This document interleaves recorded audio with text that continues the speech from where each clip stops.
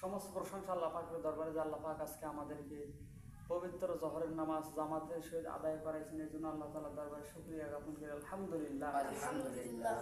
আসলে আল্লাহ পাকের কাছে এই জন্য শুকরিয়া আদায় করার দরকার। দেখেন এলাকার মধ্যে অনেক কিন্তু মানুষ আছে, ছেলে থেকে নিয়ে যুবক থেকে নিয়ে বৃদ্ধা থেকে নিয়ে অনেক শ্রেণীর লোক আছে। তা আল্লাহ পাক আমাদেরকে সুস্থ রেখে ভালো রেখে এবং রানিং সুস্থ শরীর রাখছে এবং কোরআন হাদিস থেকে কিছু বলা এবং শোনার তৌফিক দান করছেন। এই জন্য আবারও দিল থেকে জবান দিয়ে আল্লাহ পাকের দরবারে শুকরিয়া জ্ঞাপন করি, আলহামদুলিল্লাহ। আলহামদুলিল্লাহ। আসলে এই বিশাল বড় মসজিদ,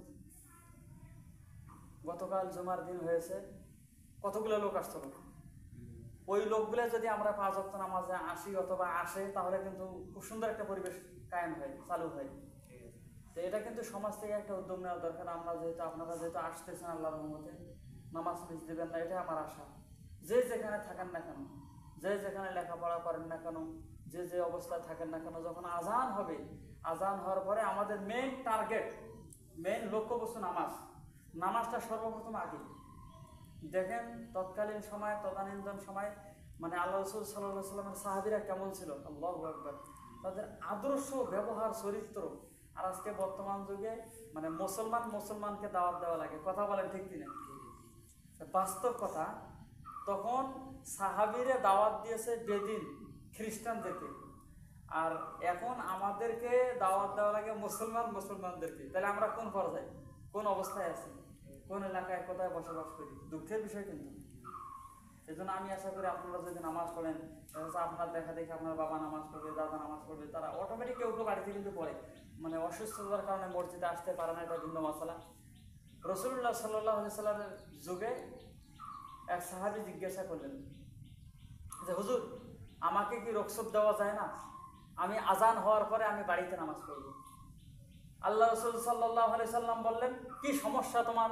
ওই সাহাবী বললেন, হুজুর আমি তো অন্ধ সাহাবী, চোখে দেখতে পাই না, আমাকে কি রুখসত দেওয়া যায়? আমি আজান হবে বাড়িতে নামাজ পড়ব। আল্লাহ রাসূল বললেন, ঠিক আছে, তোমাকে রুখসত দেওয়া হবে, যাও, আজান হবে, তুমি বাড়িতে নামাজ পড়বে। এটা বিশ্বনবী সাল্লাল্লাহু আলাইহি ওয়াসাল্লাম অনুমতি দিলেন। দেওয়ার পরে যখন সাহাবীটা চলে গেছে মসজিদ থেকে কিছু দূর, যাওয়ার পরে মুয়াজ্জিন সাহেব আজান দিতেছে। আজান যখন শুরু হয়েছে, আজান হওয়ার সময়, আজান যখন চলতেছে অলরেডি, আল্লাহ রাসূল আজান শুনতে পাইছে, সাহাবীও শুনতে পাইছে। ওনাকে ডাক দিচ্ছে, সাহাবী এদিকে আসো। যে হুজুর বলেন, তুমি কি আজান শুনতে পাও? জি হুজুর, আমি আজান শুনতে পাই। তুমি যদি আজান শুনতে পাও, তোমাকে বাড়ি থেকে মসজিদ পর্যন্ত একটা রশি লাগা লাগবে, অথবা বাঁশ, বড় একটা বাঁশ রশি লাগাইতে হবে তোমার বাড়ি থেকে মসজিদ। যখনই আজান হবে বাড়িতে তোমার নামাজ পড়ার কোনো কায়দা নেই, রশি ধরে ধরে তোমাকে মসজিদে এসে জামাতের সহিত নামাজ পড়া লাগবে। সুবহানাল্লাহ। দেখুন বিশ্বনবী সাল্লাল্লাহু আলাইহি সাল্লাম সাহাবীদেরকে কেমন বানাইছেন, আদর্শ কেমন শিক্ষা দিয়েছেন। অন্ধ, ওনাকে প্রথমে রুখসত দিলেন, দেওয়ার পরে বললেন যে আজান শুনতে পাও? যে হুজুর আজান শুনতে পাই। আজান শোনার পরে বাড়িতে নামাজ হবে না।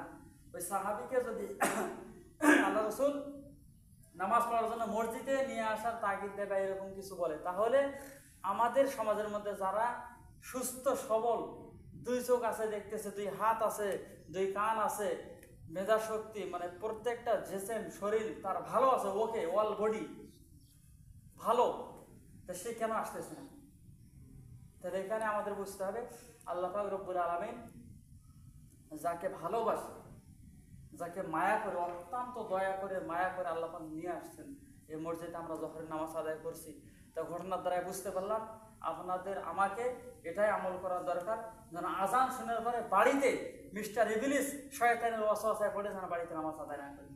শয়তান কিন্তু ওয়াসওয়াসা দিবে, চাপ দেবে যে আজান হয়েছে, মনে হয় জামাত হয়ে গেছে। 1:30টার পরে মনে হয় শয়তান কিন্তু ওয়াসওয়াসা দিবে, জামাত হয়ে গেছে, 1:30টা পড়েছে না। তারপরে যে ব্যক্তি ব্যস্ততার কারণে, কোনো কাজের চাপের কারণে বাড়িতে নামাজ পড়ে নাই, মসজিদে এসে পড়ছে, ব্যস্ত ছিল কিন্তু জামাত পায়নি, আল্লাহ পাক তার আমলনামায় জামাতের সব দান করবে। সুবহানাল্লাহ, আল্লাহু আকবার। ফজিলত গুলো দেখেন, মানে সে ব্যস্ত ছিল, এমন ইমার্জেন্সি কাজ, সে এমন ইম্পর্টেন্ট কাজে ব্যস্ত থাকার কারণে মসজিদে আসতে পারে নাই। এই জন্য সে মসজিদে এসে দেখে জামাত শেষ, অথবা একা একা পড়ে দিল, তারপর আল্লাহ পাক তার আমলনামায় জামাতের সব দিবে। যতটুকু আলোচনা করেছি, আল্লাহ পাক সবাইকে জানা মানা বুঝা আমল করা তৌফিক দান করুন, আমিন।